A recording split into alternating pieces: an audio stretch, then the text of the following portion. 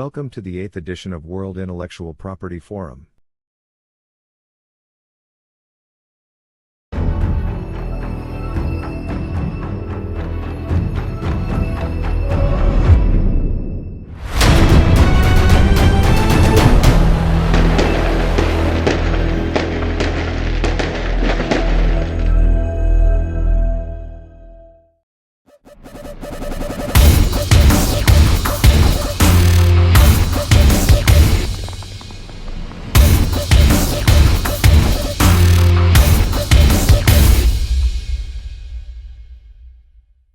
A very warm hello to all our viewers. I, Shruti Patwardhan, working as an IP counsel at Siemens India, am the moderator for today's discussion. This discussion is around a very interesting topic. A well-oiled IP portfolio will win you the race. Studies have shown that there is a huge untapped intellectual capital that goes to waste in most technology companies. This may be as a result of lack of IP culture, lack of IP best practices, ignorance, or sometimes lack of budget, or even budget exhausted on the wrong IP assets. On the other end of the spectrum, some companies believe that they have an existing IP strategy only because they have filed a few patents along the way. But filing the right kind of IP assets is paramount. There's a famous saying that, filing an intellectual property before having a global strategy in place is like shooting without aiming first. This brings us to the question of how can an organization tackle the challenges posed by the vast number of variable factors and steer clear of any traps coming along our way. Hold on tight because today we have an interesting mix of panelists to answer some of these questions. I would request each of the panelists to unmute yourselves when I call out your names and give a short introduction about yourself. Our first panelist for the day is Mr. Martin Bodi. Martin works as an M&A counsel in Siemens Munich office. Hi, Martin. Hello, everybody. It's a pleasure being here and having the possibility talking to you today. My name is Martin Bodi. I'm a German and European patent attorney located in Munich. So I've got more than 10 years experience at Siemens in the M&A department, where we have a look at a huge variety of companies, where we had more than 100 due diligences conducted, and we had a chance to look into various kind of approaches and IP portfolios. And so that's why it's very interesting to say, well, what every company says is a well-oiled IP portfolio from its perspective. So I'm happy for being here and have the chance. Thank you, Martin. Our next panelist for the day is Mr. Andreas Abendschein. Andreas, a short introduction about yourself. Sure. Well, I'm also glad to be a part of this round and looking forward to the discussion. So I'm a physicist. I'm located in Erlangen in Germany, and I'm a European patent attorney. I work now in IP for a bit more than 10 years, and I work as a lead IP counsel, taking care of some of the more software and digital businesses of Siemens. Mm-hmm. Thank you, Andreas. Our next panelist for the day is Mr. Manuel Ebert. Manuel, would you like to give a quick introduction? Hello, everyone. Thanks for having me. My name is Manuel. I'm responsible for the patent strategy management within several business areas here at Siemens. And that also includes the monitoring of value-driven IP strategies, for example, by associated key performance indicators. Thank you, Manuel. Our next panelist for the day is Mr. Pranay Prabhugaunkar. Pranay, a short introduction. Yeah, thank you. I would like to thank the World IP Forum for inviting the panel members from Siemens. Myself, Pranay Prabhugaunkar, I am heading the IP department for the region India. I am a patent agent and a trademark agent in India, practicing over a decade and a half. Okay, and my practice areas includes more of a software inventions and filing in the different jurisdictions, basically. Thank you very much. Thank you, Pranay. With that, let us jump right into the first question of the day. So The title is indeed interesting, and the term well-oiled may mean different to different people. So, Martin, could we start with you? What does the term well-oiled mean to you? Well-oiled in combination of IP portfolio is indeed a very creative and new combination of different worlds. And when we look into the world, what could well-oiled mean when we are normally in a more mechanical world where we have a lot of parts working quite well together as a system, having different parts and different sizes, each meshing with other parts.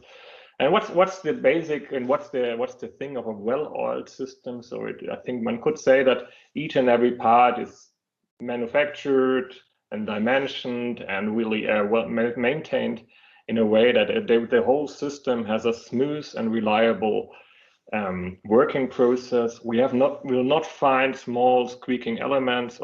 Everything works quite together. So having this picture in mind and looking now at an IP portfolio, you will find, okay, IP portfolio should be dimensioned in a way that suits perfectly or matches to the tasks of this company having this IP portfolio, and also the all background surroundings and requirements are fit to this IP portfolio. So at the end, you can say this IP portfolio, if it's well oiled, it really helps the business in doing its business and outstand its competitors. Thanks.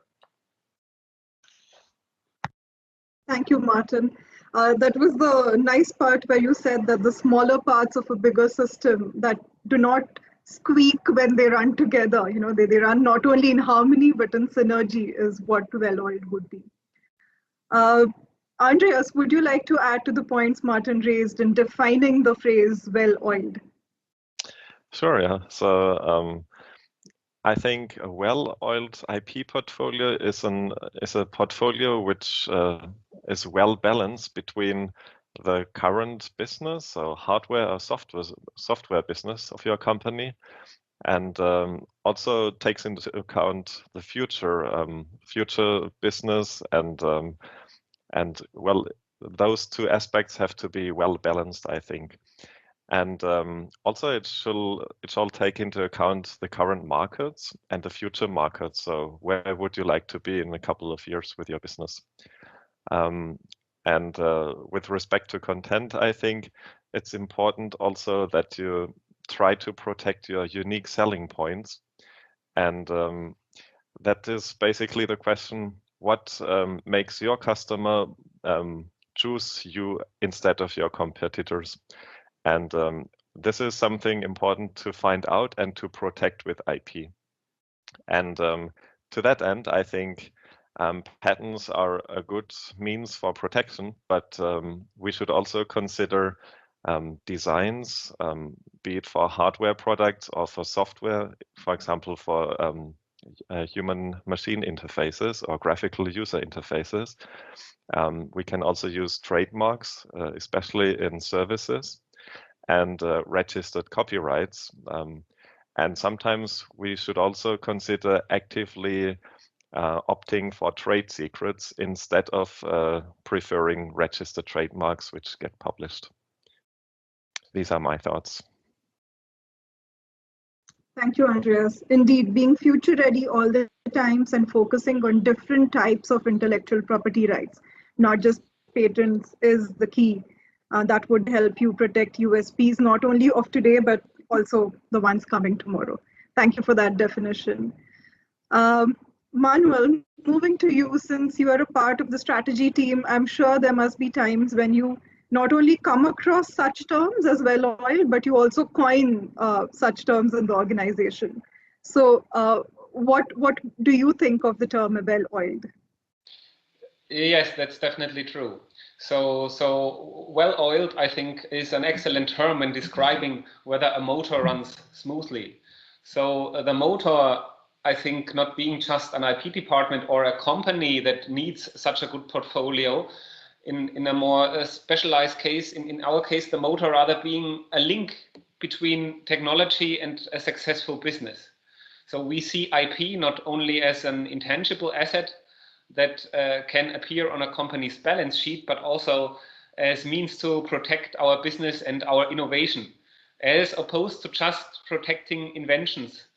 There are huge differences between inventions and innovations, and we foster the latter. So without a proper protection of our key innovations and technologies, without proper means for mitigating risks, and without monitoring of our competitors' activities, our motor wouldn't run smoothly at all. So make yourself aware of the market drivers and your constraints, your special constraints you may have, of the market size, of the growth, of possible geographic variations. Look who your customers are, make aware who your customers are and what the size of the industry is, what the market basis of your competition is, if there are barriers to the market entry, and what are the characteristics of your business, and very important, on what life cycle stage your business and your technology is that you want to protect. So when you understand this in all its facets, you can define your regional scope for your products or services, and also adequate portfolio size. That sounds simple, but on this road, we need patent attorneys that understand their business on every level. This is much more important than it was 20 years ago. So, but this is often not straightforward. The risk is high that you miss something or you face obstacles. So you need networks, you need tools, a lot of information and other help on this road. We see shorter product life cycles. We have to cope with a very much reduced time to market. The value of the product customization is not attached to a price tag. So all this information should be an integral part of your IP strategy. IP is not just about patents. IP is even not just about IP, I would like to say. IP in a very broad sense includes all this information from your business as well as a highly skilled workforce. So speaking from a strategic perspective, in a well-oiled portfolio, one should see IP not only as an exclusion right. So this is how patent attorneys see that. You should also not only see it as an economic asset, that would be the capital market perspective. You should see your IP always as a competitive advantage. Only then is your IP an integral part of your company's business, its business models, and therefore its core strategies. Right. Thank you very much, Manuel, for that interesting analogy that you drew to a motor and how a well-oiled IP portfolio is much like a well-oiled motor. Also not seeing IP just as an exclusionary right, but also something that can help an organization gain competitive advantage is something you mentioned. Another very interesting term that you used is IP is not just about IP, but a lot more than that. And often this resonates very well with the regional IP teams in a global organization like ours, where the IP team members are at times wearing several hats and not just of being, a dedicated drafter or prosecutor or so on and so forth.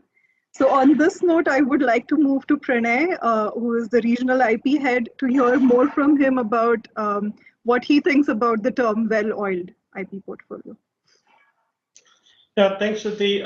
I think from a region's point of view, it's a different ball game. First of all, at the organization level, if we look at well-oiled IP portfolio, to me, it means that a portfolio which has high value IP assets that not only gives us a competitive edge, but also a good return on investments for the future business. And when it comes to the region, the challenge is that we have to walk along the strategy that is laid down at the epicenter. So staying away from the epicenter, how we align our harvesting in line with the strategy that is laid down in the headquarters is very important in a global business like ours. And talking to the inventors day in and day out and trying to harvest the best ideas and helping them protect basically. So for me, the well-oiled IP portfolio from the region would be something that would qualify as an IPR in the well-oiled IP portfolio from the regions. And that goes also with the thing that, okay, like Andreas said, we have to file in multiple regions. Not only those IPRs get qualified into a single region, but multiple regions.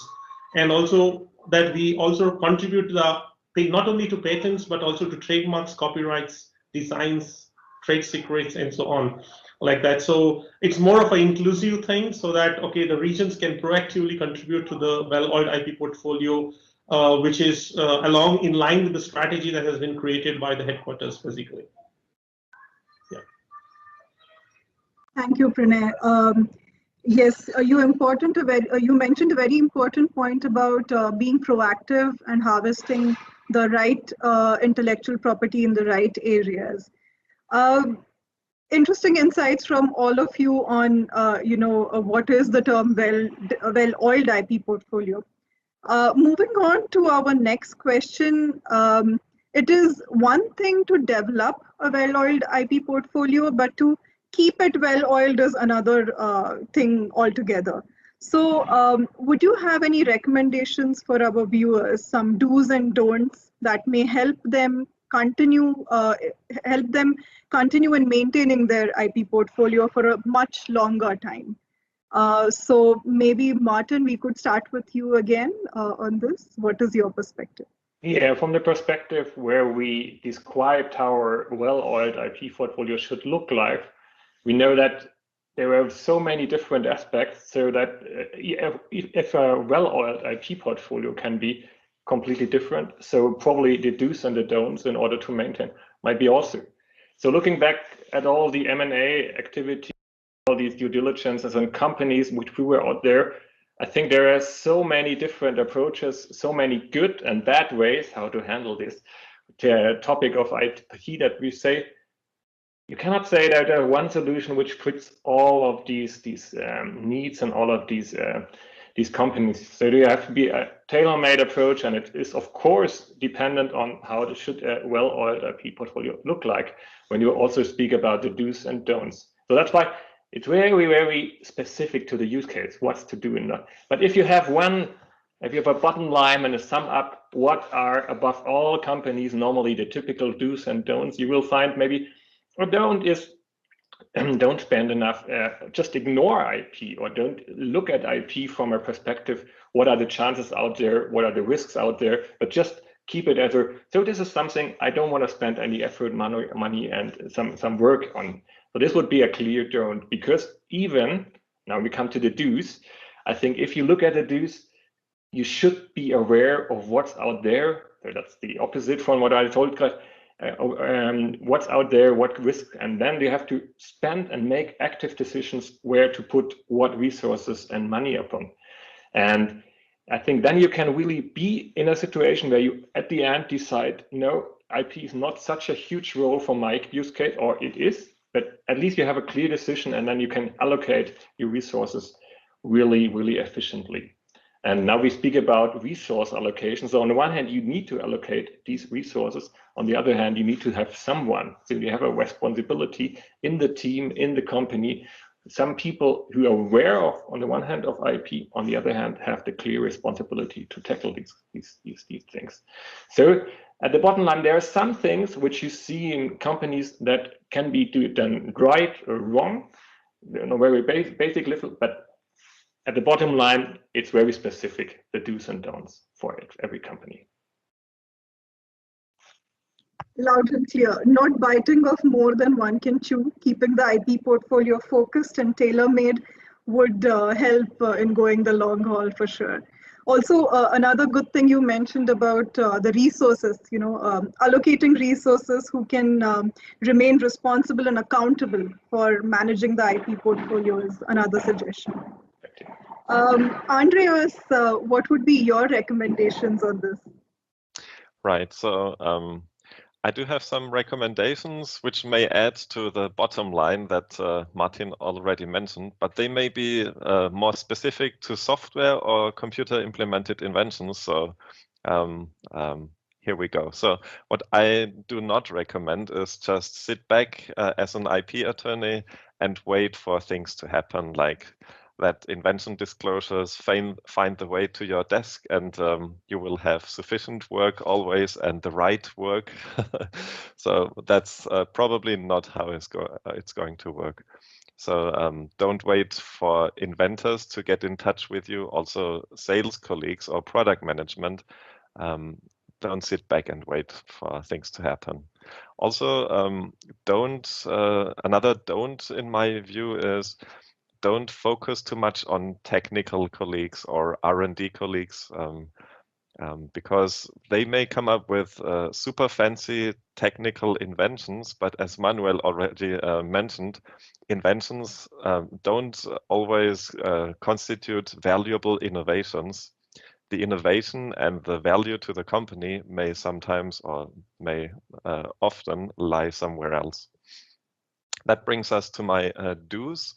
So what I do recommend is, as an IP attorney, get in touch with the people that work on the product roadmap. So what is the product looking like in a couple of months, but also in a couple of years? This will be very valuable information for you to see what kind of invention disclosures are missing to protect the features which are yet to come. Also, I think a very good do is include sales and marketing people, because they know the customer's perspective. What is a big pro for your company and for your product in the customer's perspective? And well, summarizing all that is actively pull for information and try to find the right spot and the right people to pull this information. That's my to-dos, basically. Very well put. Thank you, Andreas.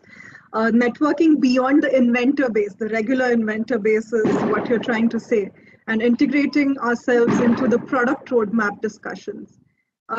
One question back to you, Andreas. Have you faced any hesitation on the part of the business when a request for being included in the roadmap discussions is made, and how did you overcome it?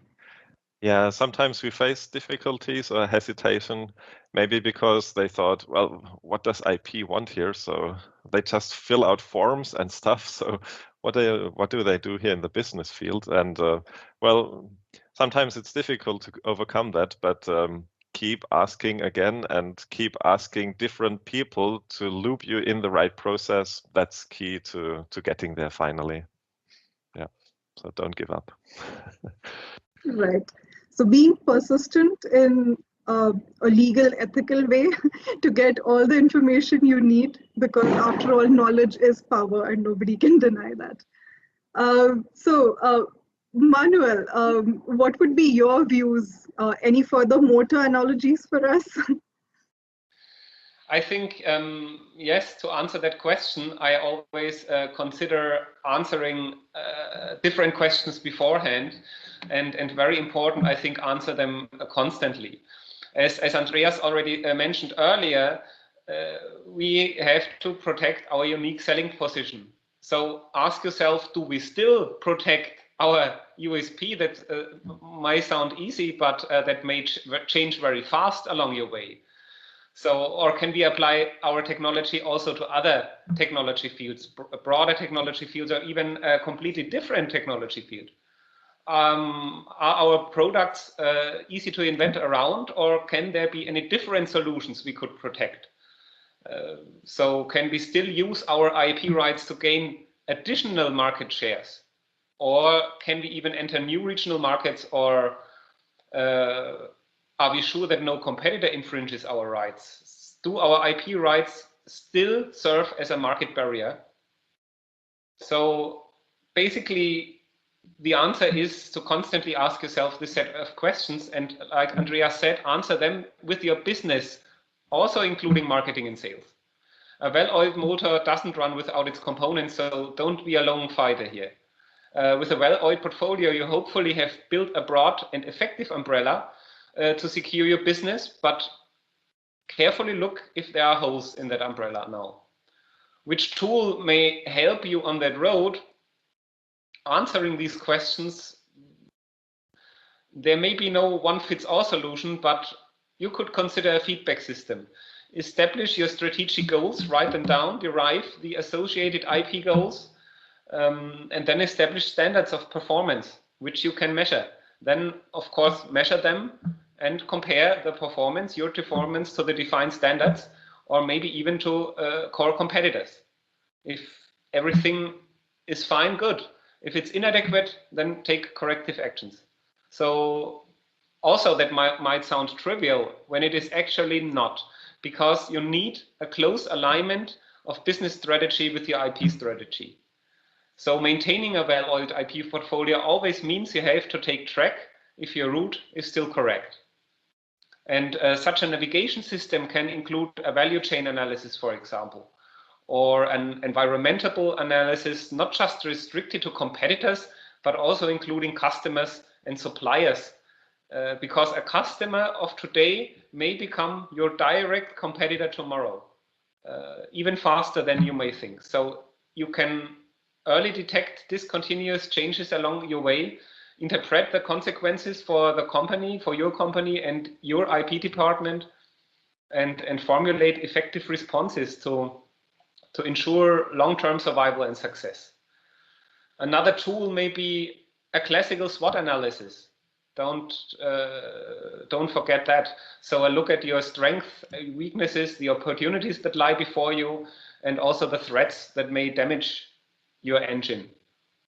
So monitoring cockpit numbers, there are several cockpit numbers, classical cockpit numbers like the ROCE or the working capital, but these are not the only ones that matter in our more digital world. Focus on your innovation power, the resulting customer value added to that. Focus on your ability to be a partner and your adaptability, and continuous monitor if you're on track, because the IP world deals with fixed subjects. That is very important. Sometimes you easily forget this. Once you have IP rights, you obtain your rights, they cannot be modified anymore. So adjustments that will improve your protection are difficult to make after your product is launched in the market. So what do you have to control to answer the questions I asked at the very beginning? So first, you should control the business model orientation and assign the IP rights to the IP related business model targets. Prioritize these targets by their relevance for value creation and customer benefit, and align the extent of the portfolio assigned to specific targets with the relevancy of the target. Then you could control the market impact where you can do so. Assign your IP rights to specific elements of customer benefits. Record the impact of that IP portfolio that can be observed in the market. For example, via calculation of market share, or when you even can observe a price gap to your main competitors, but honestly speaking, this is not always very easy. And finally, align with the costs incurred by the protection of that particular customer benefit. So I think you have a good set of cockpit tools then. And finally, of course, you shall control your IP costs, of course, and the forecast of your running costs. Keep all that in mind, also in maintenance round, and just focus, don't focus on cost minimization. We see that a lot. From my experience, a low-cost strategy is generally attributed to quite a few learning effects, and they may lower your costs, but they lower it only initially. So when implementing these control units of your specific business into your cockpit, the chances are very high that you stay on track in your race. Right. What I hear is having a constant feedback loop established that may identify early on the holes in the umbrella of this IP portfolio is what you're trying to say. That naturally comes with knowing how your company functions and, knowing yourself better, and then, looking outward. Another thing you mentioned was being cost aware, but not, not being penny-wise, pound-foolish. That as in not focusing on small savings is what you're trying to say. Good, good points raised by you, Manuel. Pranay, would you like to add on the do's and don'ts raised already? Yeah, sure. Shruti, so I think the first and foremost to maintain a well-oiled IP portfolio is to have a well-defined, clear, and consistent IP strategy, which is a foundation to this well-defined, well-oiled IP portfolio. So the strategy should not cover only focusing on ad hoc generations and protections of the IPRs, but rather the creating a landscape of IP basically along a roadmap that protects our future business. And then what happens is that we have to keep looking. So what I would recommend is to keep looking for those golden nuggets, by keeping your eyes wide open and working constantly with the business to harvest these nuggets and fill those landscapes or white spaces, I would say, in the landscape. And that's very important, to create a valuable IPRs in this well-oiled IP portfolio. Proactive harvesting is one aspect of it. The second is that when you are managing the IP portfolio, we have to give away on certain IPRs basically. And we should be very much happy to give away IPRs which does not contribute or which does not protect our business position. And thirdly, I think one of the important aspects which Manuel also mentioned is the IP budget.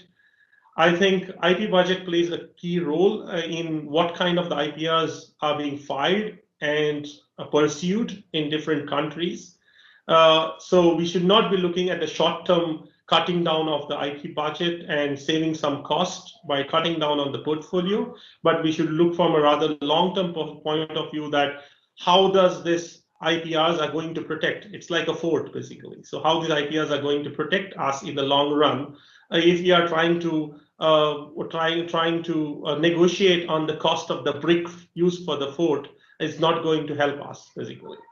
And that's very important from a point of securing a proper IP portfolio. So I see some organizations that initially during the starting years, they are very much happy to protect as many IP as possible. IP is one of the business tool and to make them successful and so on. But over a period of time, they try to get rid of those same IPRs, which will protect the future because they cannot sustain it. So sustainable IP budget is what is important, and not just a one-time budget. That's I would say as do.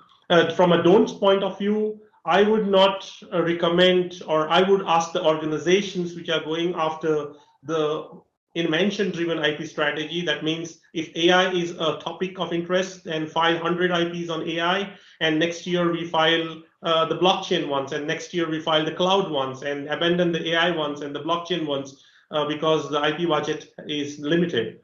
And I would not recommend that. I would not recommend a reactive or an approach where we only file the incremental inventions.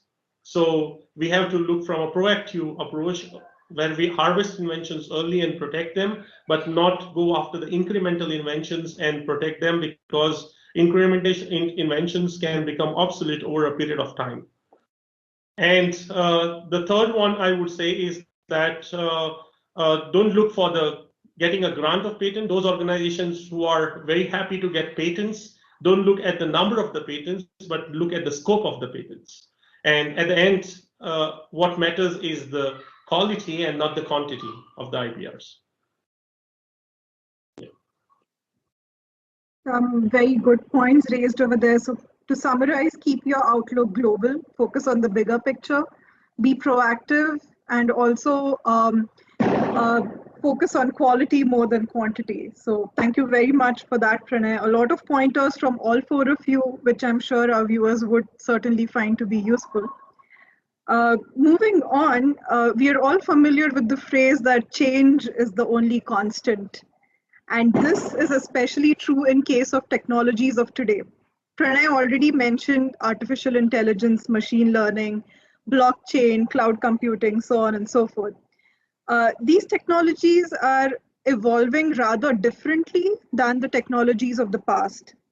Moreover, we are increasingly seeing changes not just in the technology landscape, but also in the processes. For example, the way the software is being developed, it is no longer taking as much time as it used to.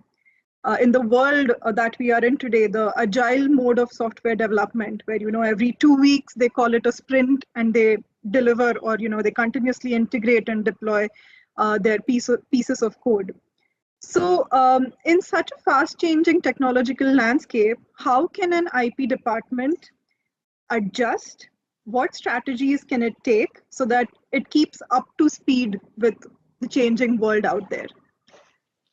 Martin, would you like to shed some thoughts on this topic? Sure. So the nice thing of us IP attorneys and IP organizations is that we live in a world that has all these fascinating technologies out there. We have these very disruptive changes, and in a world which everything changes quite fast. But there are two good news, which we have. On the one hand, we have got these rapid changes out there, and it changes a lot, but not everything. So there are some things which will not be affected, but run, and processes which will kept the same. And what kind of processes could these be? These are the processes which do not materially change the whole IP system, but the technology, which is to be protected.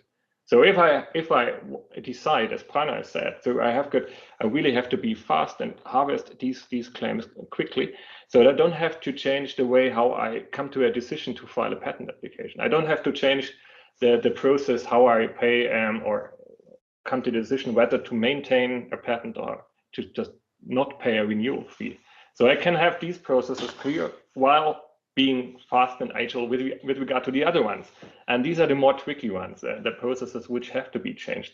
And here comes the second good news. The second good news, if you have an organization and you already have a really well-oiled IP portfolio, as all of us mentioned how it could look like, I think you are in the best position to also tackle the adaptive of these changes. So you are very sensitive to the changes. You will feel them because you need to have the you have to be close to the technology itself.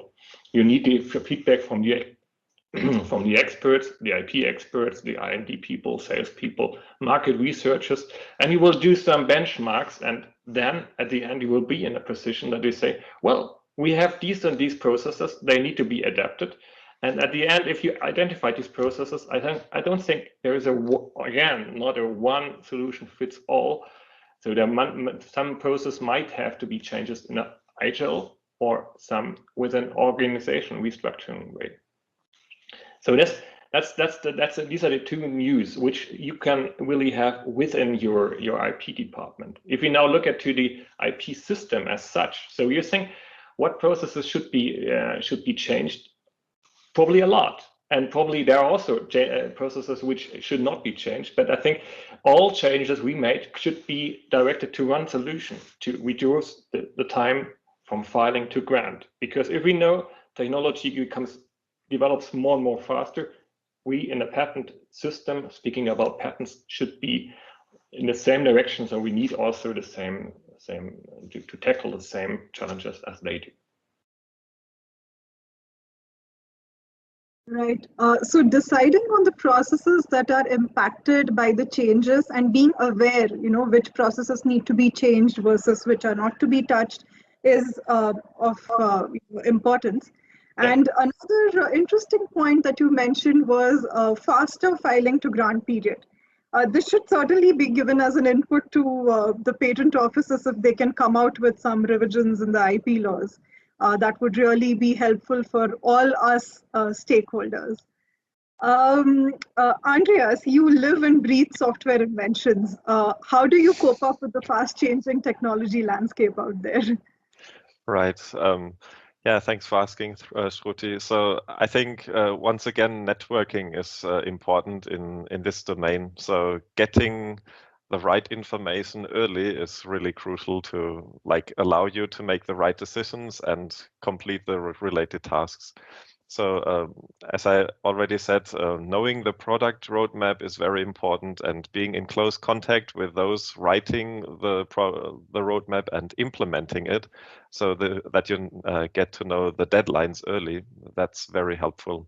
So that helps you to file the patent applications in time and also consider the third-party landscape out there to make sure your product is not infringing third-party patents.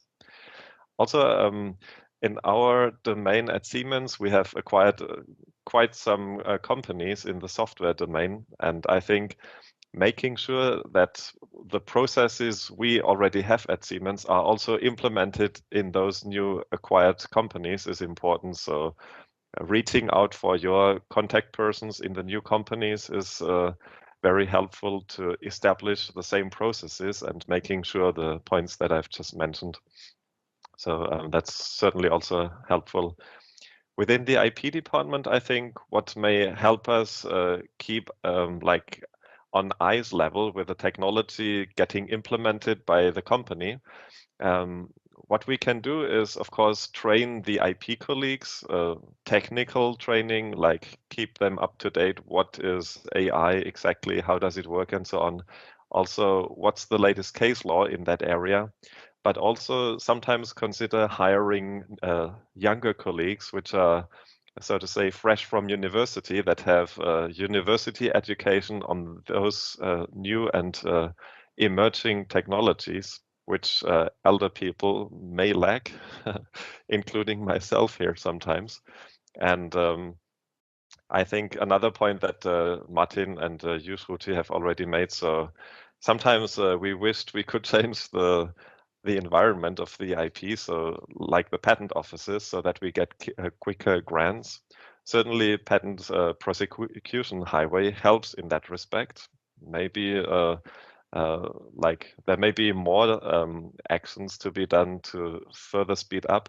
But also what I think is it would be very helpful to have better grant chances for computer implemented inventions, because in some areas it seems like granted that in this area of technology you can get patents, and in others it's questionable or it's a very hard fight, and sometimes you need to go to appeal, which takes years again, considering the small life cycles of the products.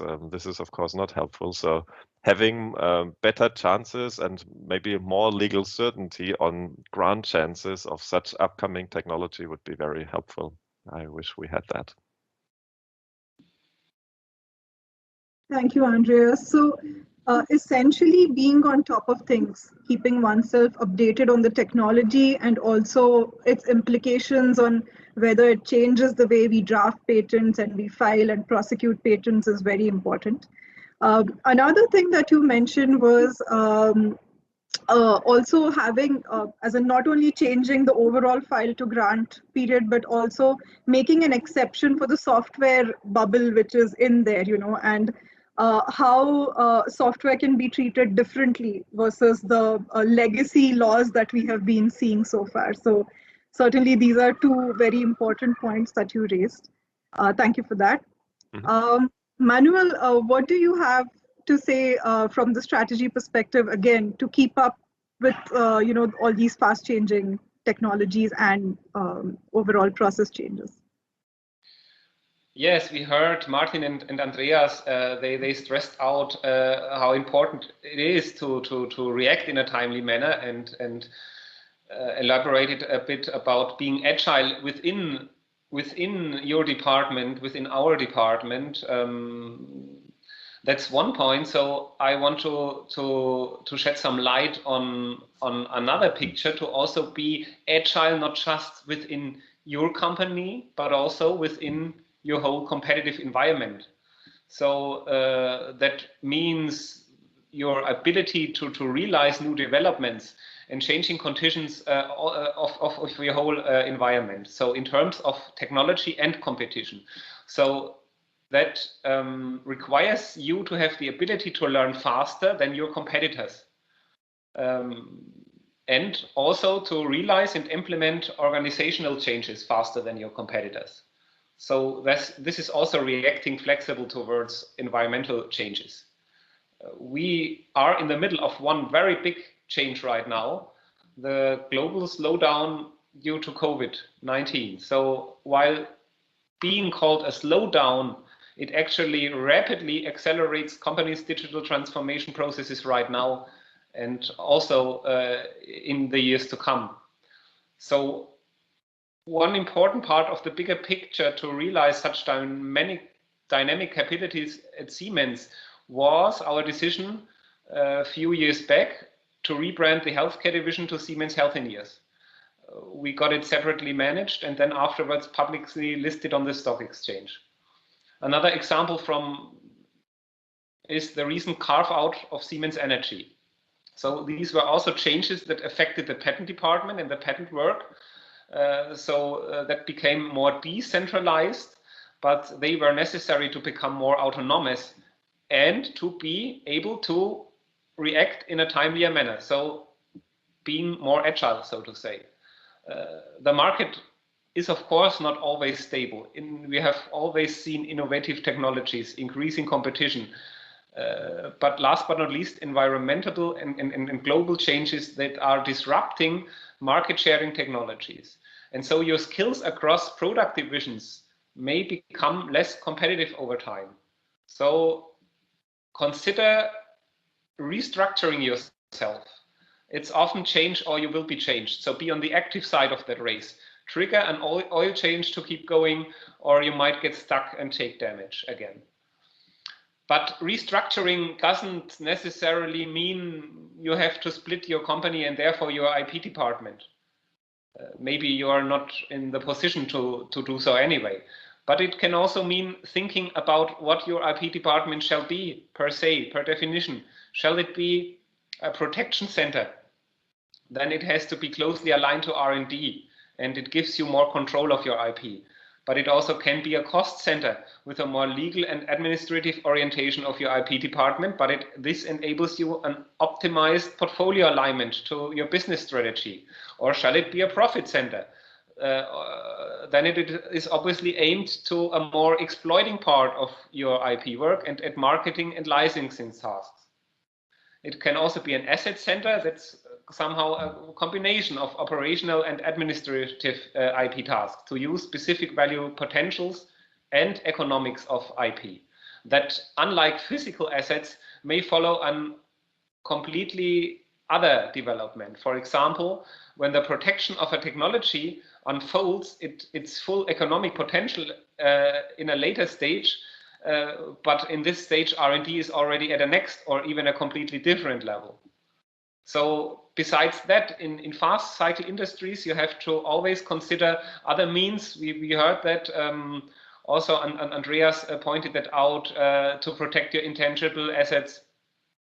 Again, IP is not just all about patents. Establish reputation as an innovative company and develop trademarks, control your complementary assets and vertical alliances, also with suppliers and distributors. So with complementary assets, I also mean, for example, the know-how protection. This will become more important in the future. The development of skilled personnel and the ability to hold onto that skilled personnel. So this is all your capital. All in all, assets control beyond just patent rights. All that can also establish a barrier of entry to your specific market. In addition to that, as I already stated, you don't have to be a lone fighter in every arena. Consider collaborations. Collaborations enable the development of your required skills also more quickly, with no need to develop certain capabilities in-house that bind resources. They can enhance your learning process, and very important, they also share the risks of the associated costs, so you don't bear the risk alone. That is very important when the outcome is uncertain, and not only that, it also decreases time to market. Such collaboration partners don't necessarily have to be competitors, or suppliers or customers. They can be complementers, meaning similar companies in other markets, or even universities, non-profit or governmental organizations. In terms of IP, of course, what can that be? Licensing agreements. So also consider that when building up your portfolio. Be attractive for licensees and be also an attractive licensor. So in other words, the toolbox is huge and isn't, again, restricted to IP per se. An oiled motor alone will not do it. It needs a framework attached to it. So use that framework in every possible way to gain speed and then to switch it to the agile mode and ultimately win your race. Thank you, Manuel. Collaboration is the key to share risks and increase chances of survival is what you're essentially trying to say over here. And also, if I want to draw on your analogy of the oil motor, it needs to have a solid piece of control code, which will help the motor switch between different modes of operation based on how the environmental conditions are varying. So that makes the entire strong framework is what the message is. So thank you very much for that. Pranay, coming on to you, what would be your views on this topic? Yeah, so I think the processes are good enough. I think everything need not be changed basically, but I think we need to adapt to the new ways of working as well as the new changes that are coming in. And for that matter, we need to tweak certain processes. But coming to the processes later, I would like to ask each IP attorney viewing this, are you working in a traditional IP department or a law firm or a modern day IP department or a law firm?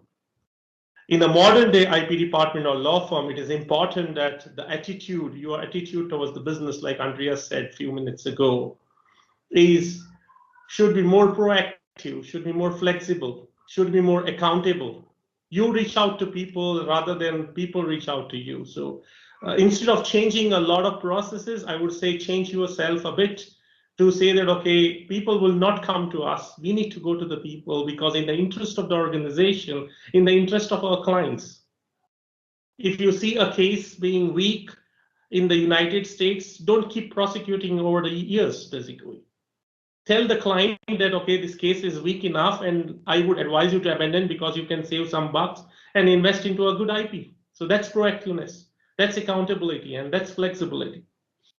I think that's one change in the behavior of the IP attorneys is required if we are going to adapt to these new changes like agile, for example. The second important aspect is from an IP department point of view, or when we are talking about the law firms, I think digitalization of the processes and the tools is very important. In Siemens, we digitalized entirely right from the invention submission to the grant, and even later, we have the entire process digitalized. And this makes it very important in the times like this, that how we can interact with the inventors, because we need not have to accept or hand over the paperwork to the inventors or anybody in the organization. So this kind of the process changes has to be made where you can go completely digital, for example. Then from a legal standpoint, I think there are already governments are doing in the ways where you have the patent prosecution highways and so on. But I think the highlight is only on 4 or 5 countries, basically. What are the other countries doing? Why is the World Intellectual Property Organization then not consolidating the efforts of all the countries like they did it with the TRIPS, basically? Why the patent prosecution highway is only being followed in the certain countries and not in all the countries. So the countries which are developing needs to also follow, change the processes and also change the law and not go with the traditional law, basically. And I would say that you need to encourage people to file patents because patents would help them secure the business, not waste the money by making it more obsolete after a period of time. Like Andreas said, due to the shorter life cycle of the software, the patents may not be required to protect it, basically. And over a period of time, you don't require a patent. Why you need it, basically? And I think this kind of the changes in the law are also important in the countries where it is not very much flexible or adapted. So these are my some wish things on the wish list I would like to have, and if somebody would like to follow. Yeah. Thank you very much, Pranay, for being so open with your wish list. So essentially, being agile in order to cope with the agile process is what is the message here. and also drawing on the tools like patent prosecution highway, which allows us in faster prosecution in at least some countries, is what we need to make most advantage of. Thank you, all of you, for giving your views on this section of how to keep ourselves up to speed and up to date. Before we end our session, I would request each one of you to summarize your views, maybe in 1 or 2 lines, as to what would you like to give as a final message on this topic of a well-oiled IP portfolio will win you the race. So maybe if Martin, you can start again. I'm happy to start. Yeah. For having this challenge. If you, no matter if you're an IP department, IP law firm, or even a patent and trademark office, be clear who is your customer, listen to your customers, try your best to implement the needs of your customers, and at the end, you will be very close to a very well-oiled IP portfolio. Thank you. Andreas, would you like to go next? Okay, sure. Well, I think a well-oiled IP strategy to finally pick up this image. I have this analogy to me as an IP attorney, so I consider me to be the oil in a motor, and we IP guys should be there in a motor where there is a lot of friction. And from my point of view, this goes back to the networking aspect. So we IP guys should make sure to avoid friction in the product, like management, sales, also in R&D, of course, but be there, get the information you need on time, get it early, and just network to be up to speed. That's my message here. Thank you. Manuel, would you like to summarize your message? Yes, like I said, IP is not just about IP. And like I don't mind repeating what what my colleagues here said. Include all information from your businesses. Don't be a lone fighter. Thank you. Pranay? Yeah, so for me, I think whether the IP becomes an asset or IP becomes a liability, it depends upon how much oil you have and how much you want to oil the motor, which Manuel had. If you don't oil the motor, then it will become a liability. If you oil the motor properly, then it will become an asset.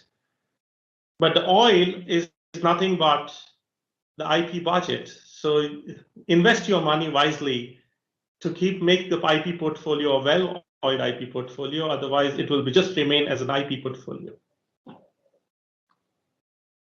Thank you very much for such nice one-liners and giving an excellent summary of today's discussion. It is very clear that a well-defined and a well-articulated IP strategy should become part and parcel of any organization. Not only that, it should run hand in hand with the business strategy because it cannot exist independently. Because only then a company will be able to achieve and maintain its long-term competitive advantage. On this note, I would like to thank all our panelists for today for having such excellent discussion, for their time and inputs. And until the next panel discussion, thank you again and goodbye. Thank you. Thank you for inviting me. Bye-bye.